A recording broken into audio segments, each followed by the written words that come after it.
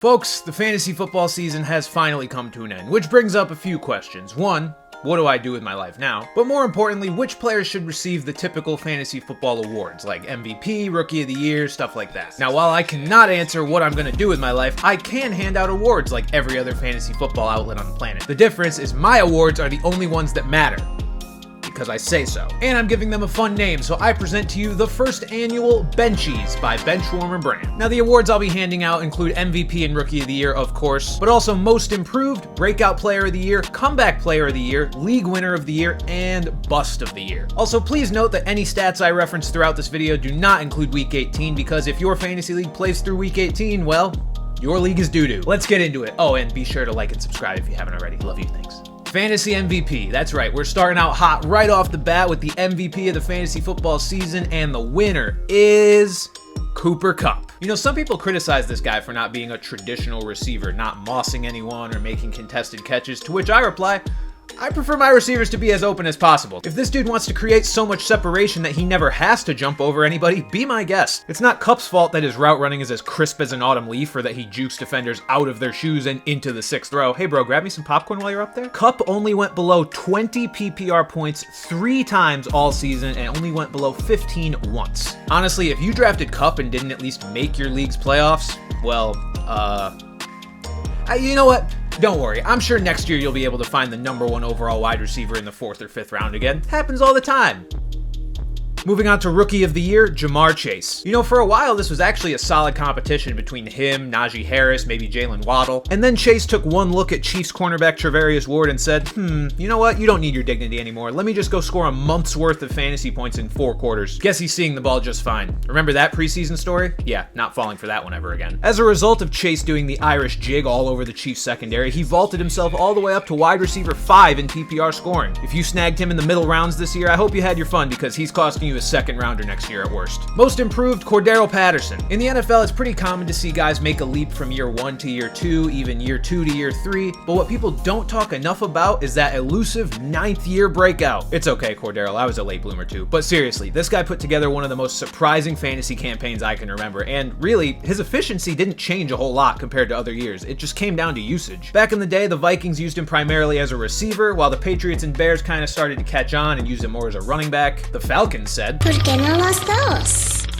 and gave him 149 carries, more than double his previous career high, while also targeting him 68 times in the passing game, his most targets since 2016 with the Vikings. In hindsight, maybe we should have seen this coming. After all, his only backfield competition was a meatball with arthritis. Breakout Player of the Year, Deebo Samuel. Another player who doesn't seem to know or care what position he actually plays, Deebo probably returned more draft day value than anyone not named Cooper Kupp. The PPR wide receiver 3 on the year, he had 7 rushing touchdowns, 6 receiving touchdowns, and over 1,600 total yards, doing absolutely everything in his power to make Jimmy Garoppolo look like a competent quarterback. Mission accomplished? I'm not sure, but mission accomplished in getting your fantasy team to the playoffs? Probably. Hopefully. Comeback Player of the Year, we've got some co-winners for this one. Joe Mixon and James Conner. Joe Mixon might as well work as a makeup artist at the circus, the way he made so many people look like clowns. He's injury prone, I'll never draft him again. Okay, you pass on the 25-year-old super talented running back with no backfield competition. I'll be drafting him in winning leagues, thanks. This injury prone, undraftable running back finished as the PPR RB4 on the year. And then you've got James Conner, who looked horrible for the Steelers last year, and this year, well, believe it or not, he actually wasn't that much better. But for fantasy, big improvement. Why? Well, thanks to the Cardinals offense, which has been an on and off juggernaut this year, Conner racked up 16 total touchdowns, despite his efficiency actually being worse than it was in Pittsburgh. In fantasy, as long as we get points, we don't care where they come from. So Conner, welcome back to RB1 territory.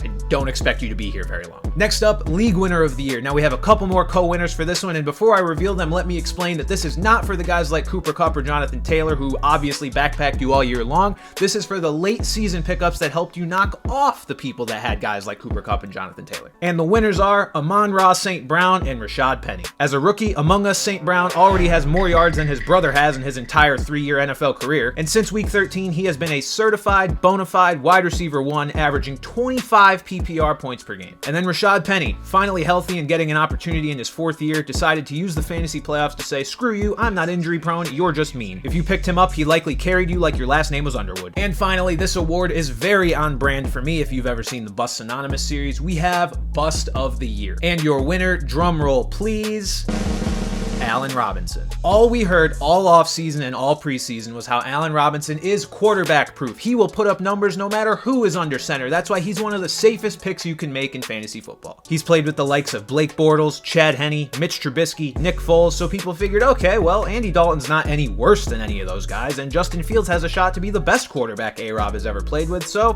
what's the risk? Well, apparently the risk was that Allen Robinson would vanish off the face of the earth and finish as wide receiver 83. And you could say, well, he was hurt, he missed a few games, that's not fair. Okay, on a points per game basis, he was wide receiver 86. Even worse, I don't know if he was checked out of this season because he didn't want to play in Chicago. They did franchise tag him, if you remember, but whatever it was, he was more useless than a lifeguard at the Olympics. More useless than a traffic light in GTA. More useless than the Bikini Bottom Fire Department. More useless than the warnings that say do not eat raw cookie dough. More useless than Antonio Brown's therapist. You see what I'm getting at here?